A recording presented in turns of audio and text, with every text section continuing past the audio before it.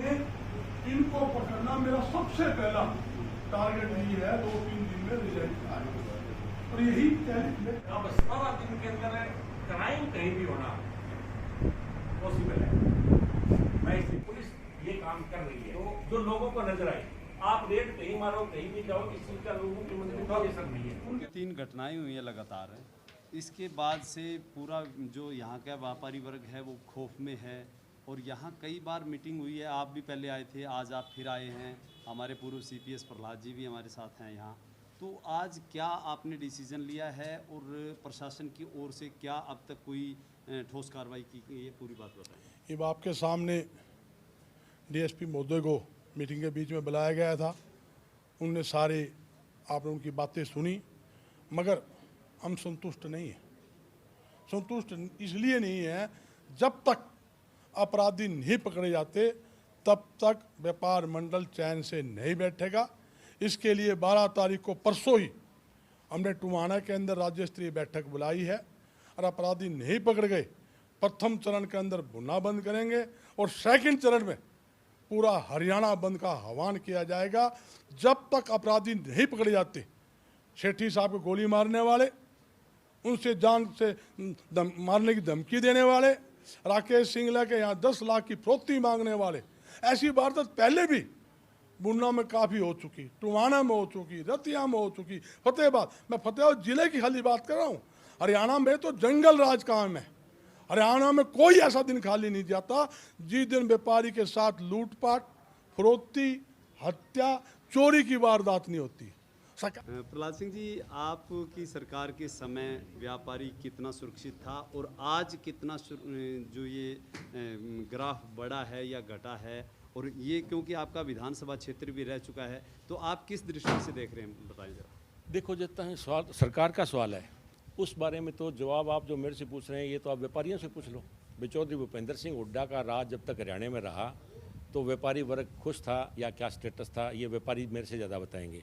लेकिन एक मैं दावा कर सकता हूँ कि भूपेंद्र सिंह हुड्डा के राज के अंदर ये जो गुंडे थे, इन्होंने या तो हरियाणा छोड़ दिया था और या जिनकी जमानत नहीं हो रही थी उन्होंने जमानत कैंसिल करा के वापस जेल में चले गए थे। हुड्डा साहब का राज बना, यही हरियाणा गुंडा राज के नाम से जाना जाता था। ओम प्रकाश चौटाला का राज था।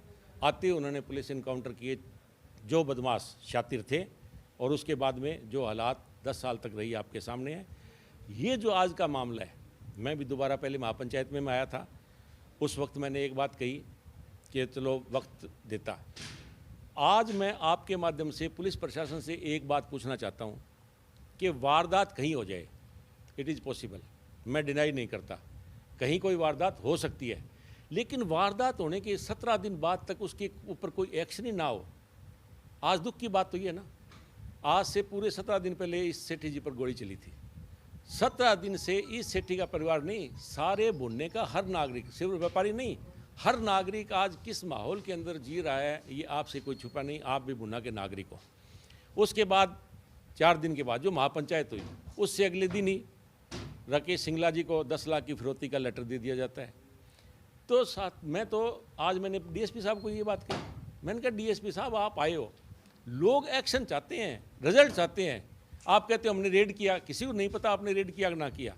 आप तो ये बताओ भी आपने इस मामले के अंदर कितने अपराधियों के जो जानकार थे या उनकी जानकारी हासिल करने के लिए आपने कितने लोगों को थाने के अंदर बुलाया, किससे पूछताछ की, इस चीज़ का लोगों को जवाब चाहिए। सरकार इस मामले के अंदर फतेहाबाद की पुलिस तंत्र 100% फेल है। 17 दिन के बाद में एक वारदात, जिसका कि भुना कोई बहुत बड़ी जगह नहीं है, जो वारदात करने वाले हैं वही लोकल हैं। और मेरे ख्याल में, मेरा जहाँ तक पर्सनल व्यू है कि इस तरीके के जो शातिर बदमाश होते हैं उनकी हिस्ट्री होती है पुलिस थाने के अंदर, और उस हिस्ट्री के मुताबिक पुलिस का जो ये हमारे पुलिस तंत्र है, भुना थाना है, उन्होंने उन लोगों को आज तक बुलाया ही नहीं जिन लोगों ने पहले वारदात की या जो वारदात में सम्मिलित हैं। ये नहीं कि फिरौती के मामले में और छोटे मोटे जितने एक अपराध हो जाए उसके बाद में थाने के अंदर उस जितने अपराधी उस किस्म के होते हैं उन सबको थाने में बुला लिया जाता है, उससे पूछ पड़ताल की जाती है। क्या किया इन्होंने? Totally failure. अब ये तो मेरे तो ये कि दिमाग में बात आ रही है कि इस प्रशासन ने, जैसे अभी बता रहे थे कि सरकार नाम की कोई चीज़ नहीं है, जंगल राज तो है ही है, जब पुलिस के लोगों को सरेआम मार दिया जाता है तो जंगल राज में कोई कमी नहीं।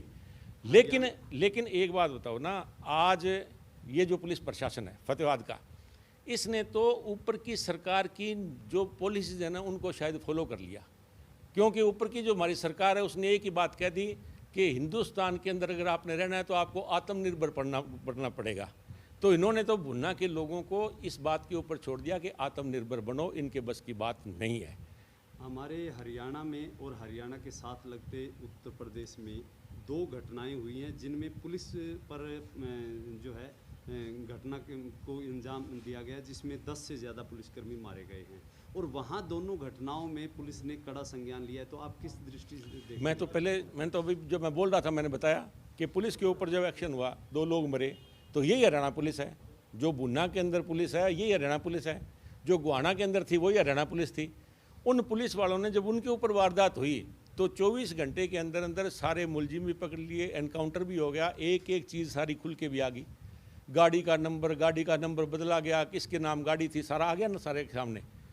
तो पुलिस है, मैं आज कहता हूँ आपके माध्यम से चैलेंज के साथ कहता हूँ, अगर फतेहाबाद का पुलिस प्रशासन सीरियस है और भुन्ना के लोगों को राहत दिलाना चाहता है और ये चाहता है कि वारदात आगे ना हो, पकड़ना चाहे, 12 घंटे ही ना लगे, 12 घंटे के अंदर अंदर ये जो मुलजिम, चाहे वो राकेश सिंगला को फिरौती मांगने की बात है, चाहे इस सिटी पर गोली चलाने की बात है, 12 घंटे के अंदर सामने आ जाएंगे। लेकिन चाहती नहीं पुलिस, क्योंकि 17 दिन में पुलिस ने कुछ किया ही नहीं।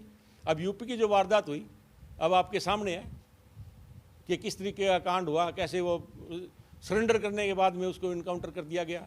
क्योंकि जो बदमाश होते हैं वो किसी के नहीं होते, किसी के भी नहीं होते, कोई किसी के दिमाग में रखे बदमाश किसी का नहीं होता, ना उसका कोई समाज होता है, ना उसका कोई धर्म होता है, ना उसकी कोई नीति होती है। बदमाश तो सिर्फ बदमाश होता है, उसका एक इलाज होता है कि जो उसको सज़ा है वो उसको मिलनी चाहिए। तो इसलिए आज आपके माध्यम से मैं पुलिस प्रशासन को फिर कहना चाहूँगा कि लोगों का जो ये पैमाना था वो अब छलकने के पर है। लोग अब बिल्कुल तंग आ रहे हैं, लोग परेशान हैं, और लोगों को राहत ना मिली तो लोगों को सड़क के ऊपर उतरना पड़ेगा। मैं तो आज जैसे मैंने कहा कि अब तक ये संघर्ष समिति हमारी जो बनाई है हम इसकी देख में काम कर रहे हैं, हम कोई राजनीति नहीं कर रहे, राजनीति करने नहीं आए। लेकिन अगर ये खट्टर सरकार इसी तरीके से बेचैन हरियाणा के लोगों को गुंडों के हाथ के अंदर सौंपती रहेगी तो हम सड़क के ऊपर उतर के राजनीति करेंगे, और वो राजनीति सिर्फ सड़क तक ही सीमित नहीं, वो लोकसभा और विधानसभा के अंदर भी गूंजेगी। और इसका करके भी दिखाया है चौधरी भूपेंद्र सिंह हुड्डा का जब राज था उस वक्त हरियाणा के हालात जिस तरीके से व्यापारी जिस चैन की नींद सोता था, हर आदमी कमाने वाला अपनी कमाता था, अपनी खाता था, ये सारे हरियाणा से कोई छुपी बात नहीं है। और गुंडागर्दी का जहाँ खात्मा किया वो चौधरी भूपेंद्र सिंह हुड्डा ने किया, और आज भी अगर सरकार चाहे तो वो काम कर सकती है, सरकार कर सकती है, सरकार के बस की बात है, लेकिन सरकार नहीं कर रही।